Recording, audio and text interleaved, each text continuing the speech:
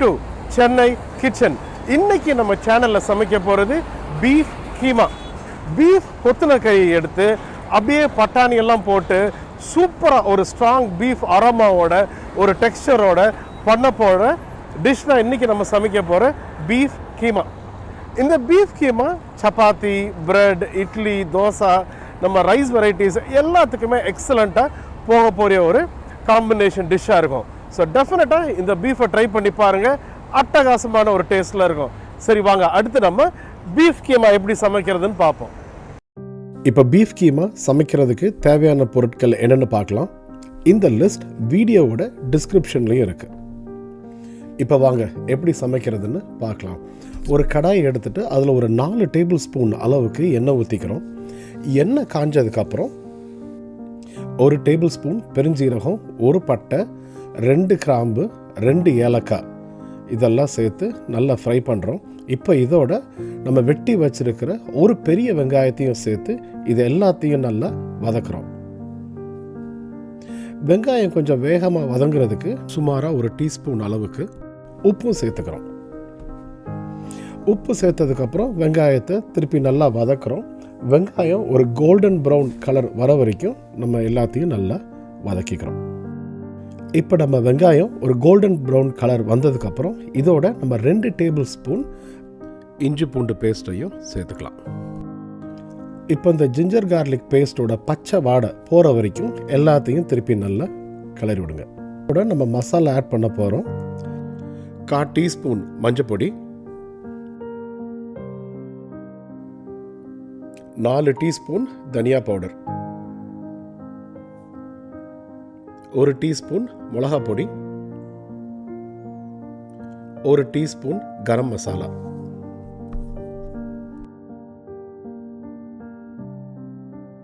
இப்போ இந்த மசாலா கொஞ்சம் அடி பிடிக்காமல் இருக்கிறதுக்கு கொஞ்சம் தண்ணியை சேர்த்துட்டு திருப்பி நல்லா கிளறோம். இப்போ நம்ம வெங்காயமும் மசாலாவும் சேர்ந்து நல்லா வதங்கிருச்சு. இதோட 1 கப் பச்சை பட்டாணி எடுத்து வச்சுருக்கேன், அதையும் இதோட சேர்த்து திருப்பி எல்லாத்தையும் நல்லா மிக்சர் அளவுக்கு கிளறி விட போகிறோம்.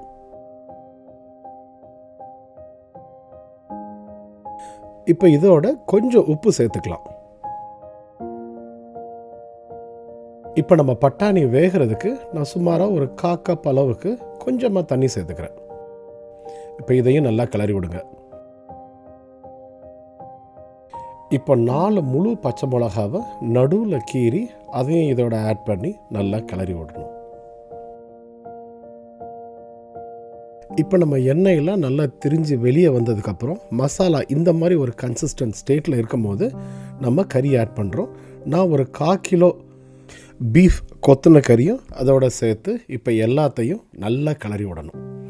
இந்த டிஷ்ஷை நம்ம பீஃபில் தான் பண்ணணும்னு அவசியம் இல்லை, நம்ம மட்டனில், சிக்கன்லையும் இந்த டிஷ்ஷை அருமையாக பண்ணலாம்.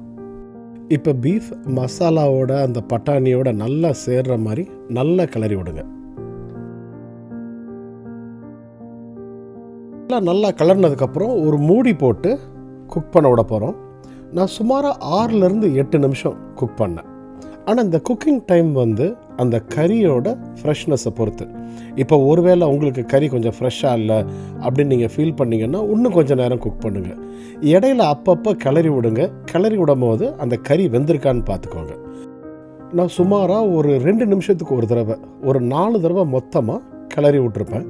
கறியை ரொம்பவுமே குக் பண்ணிடக்கூடாது. ரொம்ப குக் பண்ணால் அந்த மீட் ஹார்டாயிரும். ஹார்டாச்சுன்னா சாப்பிடும் போது அந்த ஒரு டெண்டர் ஜூஸி ஃப்ளேவர் இருக்காது.